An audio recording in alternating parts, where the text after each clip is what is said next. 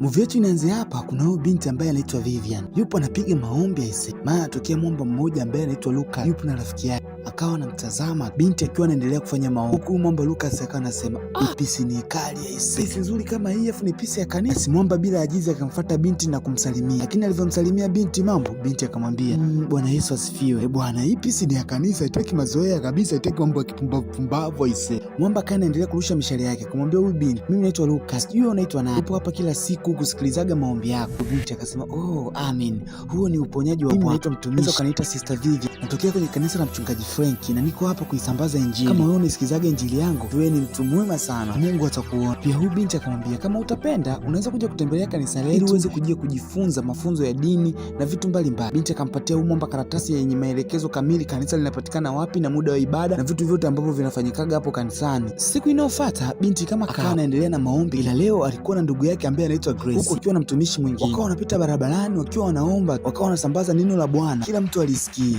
Wakafika hadi kwenye nyumba yule mwamba ambaye anaitwa Lucas. Huyu Lucas akasogea na kumsalimia huyu binti na kumwambia, Vivian, unaendeleaje? Binti akasema Bwana anatenda, nashukuru sana Mungu na kazi za Bwana zinaendelea. Huyu mwamba akawa anamwambia kama utojali unaweza ukaingia ndani ili uweze kupata hata maji. Binti akagoma na kusema hapana. Huyu binti akasema labda siku nyingine ninaweza kukaribia, ila naweza kukwambia kwamba kesho unaweza kuja kanisani ili uweze kupata uponyaji wa Bwana. Huyu mwamba akasema kanisani kesho?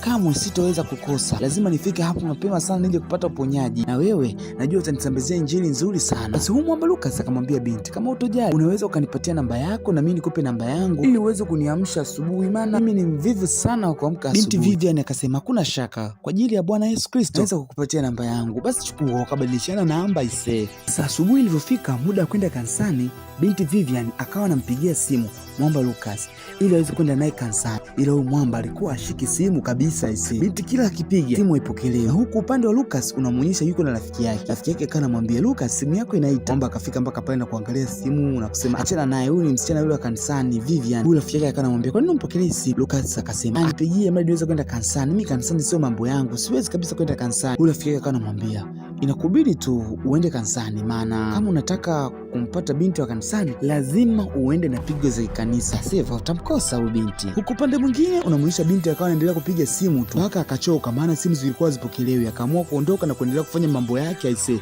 Siku inayofuata tunamuona mwamba anatoka na shuka kwenye ngao, anaenda mpaka mlangoni ile kufungua, anamuona binti Vivian, kisha akamkaribisha binti na kumwambia Vivian, samahani sana sikupokea simu yako kwa sababu kwa naumwa sana, na kama unavyoona hali yangu nasikia baridi sana. Huyo jana nilishindwa kabisa kuishika simu yako, nilikuwa naumwa vibaya. Hata rafiki yangu ndio alikuja kunisaidia. Ni huyu mwamba akawa anamuongopea binti, kumbe alikuwa hataki kabisa kupokea simu ya binti siku ya jana. Basi binti Vivian kwa upole sana akamwambia pole sana na utapona, na kama utojali tunaweza tukaingia kwenye maombi.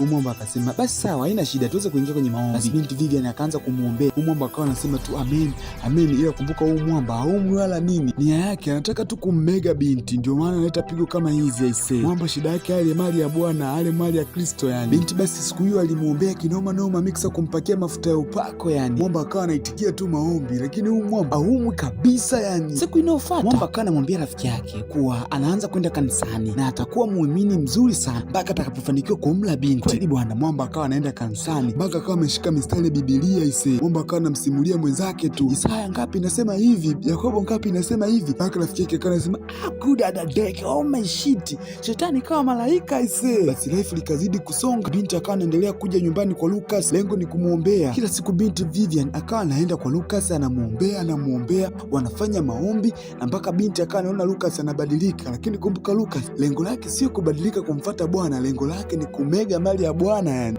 Binti akawa anaenda na wachungaji wengine kwa Lucas ili waweze kumwombea Lucas, na Lucas bila ajiza akawa anawakaribisha. Ana plani yake ni kubwa sana, shida yake amle binti, kwa hiyo akawa anajifanya kama innocent yani. Siku ya leo mwamba akambananisha binti na kumwambia maneno ya kuvutia mpaka binti akaanza kulegea ise. Lakini kumbuka binti amelegea kwa sababu, na huyu binti amelegea kwa sababu ameingia kwenye mfumo, maana Vivian amedanganyika na tabia za Lucas, kwamba Lucas anamuona kama mtu anaelekea kuwa mtu wa Mungu, kumbe Lucas nia yake ni kummega yani.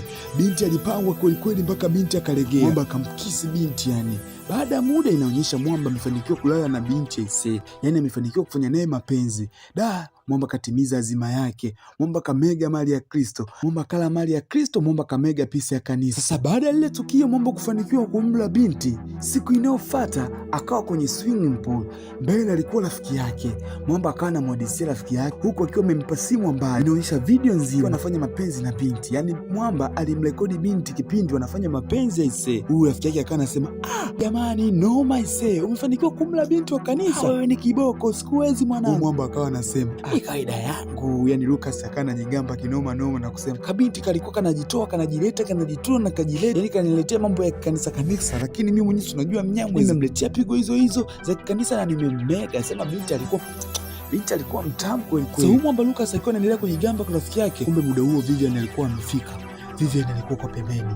Yani Vivian akasikia mchongo mzima kwamba Mwamba alijifanyisha tu na lengo lake alitaka kumla tu. Binti alihuzunika kinoma noma yani, na Mwamba alishtuka baada ya kumwona binti na kujua kwamba binti amejua ukweli mzima. Mwamba akamfuata na kumuomba msamaha, lakini binti hakutaka kabisa kuelewa. Binti alitokea kumchukia sana, yani binti alimchukia kinoma noma, ukizingatia yeye alikuwa binti wa kanisa na alimwamini mtu kama huyu, kumbe huyu ni mshenzi tu. Yani huyu Mwamba amemfanyia kitu kibaya sana binti, mpaka binti ametokea kumchukia. Binti amemchukia kinoma noma. Bwana, mzigo wetu unaishia hapa kwa Bwana Lucas kufanikiwa kumla binti wa kanisa. Vivian alijutia kinoma noma na kwenda kutubu dhambi zake kwenye kanisa, na mwisho siku maisha yake yaendelea. Usisahau kusubscribe, like na kushare.